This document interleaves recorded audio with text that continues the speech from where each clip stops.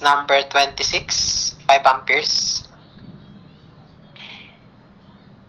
Next, number 27, part 1. Then, part 2. Then, part 3. So, the answer is 0.397 leading power factor. This is letter. Okay, letter D. Ito yung pinaka-main diagram.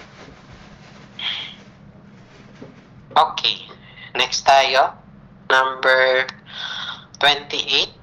This is 150 volts. Letter A. Next, number 29. So, 0.820 lagging. This is the answer. Highlight ko lang ng blue. Yan. Next, number 30. Part 1. Then, part 2. So, that is 631.63 microfarad. So, next, number 31. In series resonance, what will be the total voltage of the net reactance? 0. Letter C.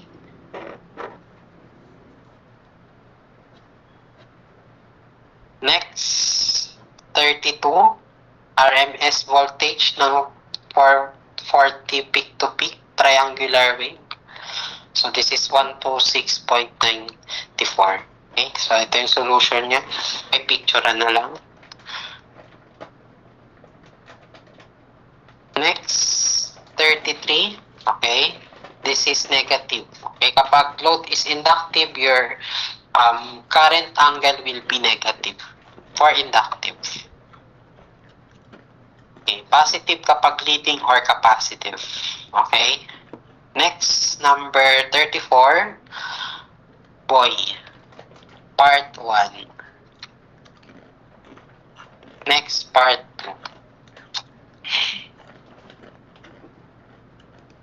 Or pwede rin dito yung ating S2 is equal to V2 magnitude squared over yung ating Z2 conjugate. Parehas pa rin yan. Babalik rin dyan. So, try nyo na lang. Next. 35. This is power factor correction. Next. 36. 2.4 meters or 2.398 meters. Alin dyan sa dalawa? Correct. Next, number 37, letter C. Part 1, and then part 2. Trial and error.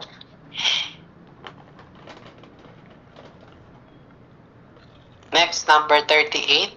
Okay, so this is just only the root mean square.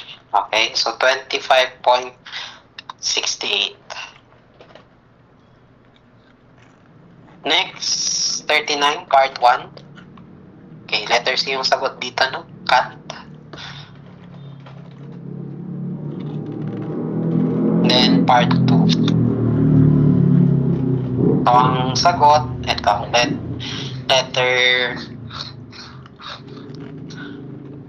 ba to? Okay, letter C.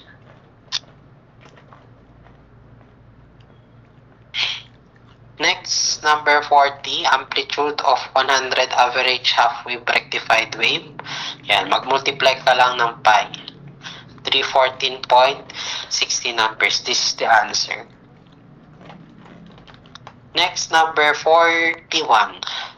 So, what kind of power has a multiplier of sine theta that is reactive?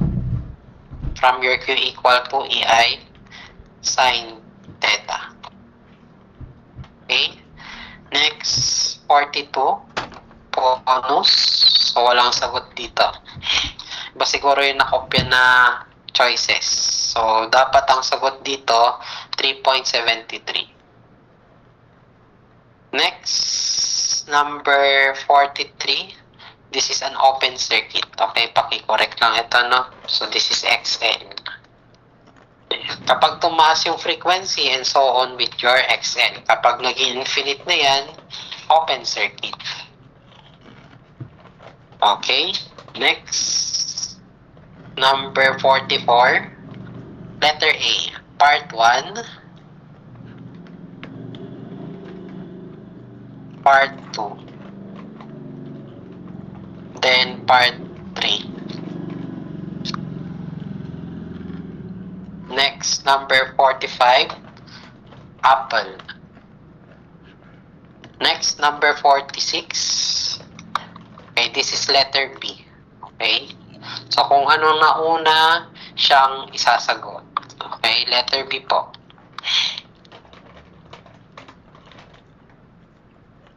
Part 1, then part 2. Okay, next, 47. So, vector sum dito. VT is 100 watts. Next, 48, part 1, then part 2.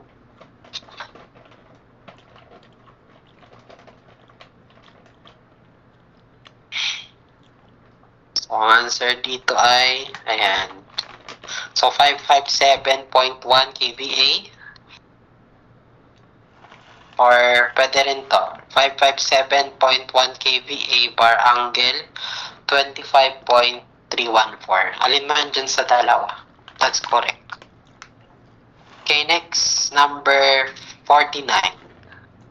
15 volts. So, mag-i-equal lang ang RMS, Imax, at saka average. Square wave kasi. Okay. Next, number 50. Part 1. And part 1 lang pala. Ayan. So, the answer here is 1.257 sine of omega t plus 120 degrees ampere.